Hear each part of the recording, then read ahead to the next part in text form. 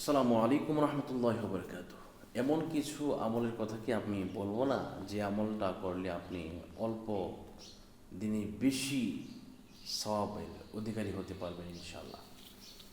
তো এটা এমন একটি বিষয়, এটা কিন্তু আমরা অল্প টাকায় বেশি সওয়াব, মানে অল্প টাকায় বেশি লাভবান হতে চাই, কিন্তু অল্প আমলেও যে বেশি সওয়াব অর্জন করা যায় এটা কিন্তু আমরা জানি না বা বুঝি না।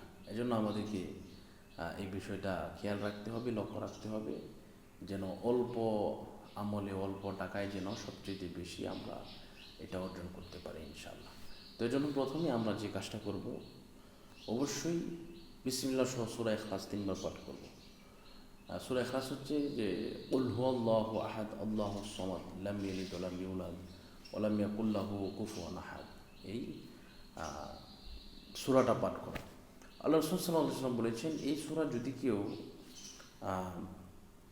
একবার পাঠ করে তাহলে 10 পারা কোরআনুল কারীম খতম করলে যে সওয়াব হয়, এই সওয়াবটা আপনার আমল নামার মধ্যে, আমার আমল নামার মধ্যে দেওয়া হয়। সুবহানাল্লাহ। আর যদি কেউ এটা মানে 2বার পাঠ করে 20 পারা পড়ার সওয়াব, 3বার পাঠ করলে গোটা কোরআন শরীফ, পুরো কোরআন শরীফ পড়লে যে সওয়াব হয়, আল্লাহ পাক রব্বুল আলামিন সেই সওয়াবটা আপনার আমলের মধ্যে দান করে দেন। এরপরে আপনি অল্প আমলের যে সওয়াবটা আপনি পাবেন তা হচ্ছে, যদি আপনি এভাবে এই দোয়াটা পড়েন। এই দোয়া বলতে এটা হচ্ছে রাসূল পাক সাল্লাল্লাহু আলাইহি ওয়াসাল্লামের একটি এই দুরূদ শরীফ, তা হচ্ছে আল্লাহুম্মা সাল্লি আলা মুহাম্মাদিন নবীল উম্মি ওয়া আলিহি ওয়া সাল্লিম। আপনি যদি এই দুরূদ শরীফও যদি পাঠ করেন, আল্লাহুম্মা সাল্লি আলা সাইয়্যিদিনা মুহাম্মাদিন নবীল উম্মি ওয়া আলিহি ওয়া সাল্লিম তাসলিমা, এটা যদি কেউ 40 বার পাঠ করে, কিতাবের মধ্যে রয়েছে, কেউ যদি 40 বার পাঠ করে তাহলে তার 40 বছরের যাবতীয় গুনাহ খাতা মাফ করে দেন, এবং নবীজি পাক সাল্লাল্লাহু আলাইহি ওয়াসাল্লামের উপরে এটা আপনার ওয়াজিব হয়ে যায়। সুবহানাল্লাহ, সুবহানাল্লাহ।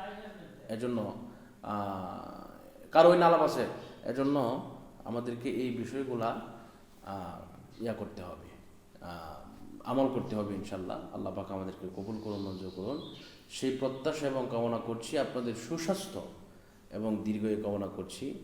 আপনাদের সকলকে ধন্যবাদ জানাচ্ছি। আপনারা যারা আমার চ্যানেলকে এখনও সাবস্ক্রাইব করেন নাই, সাবস্ক্রাইব করে দিন, আর যারা করেছেন প্রত্যেককে ধন্যবাদ জানাচ্ছি। এই মুহূর্তে বিদায় নিচ্ছি। আসসালামু আলাইকুম।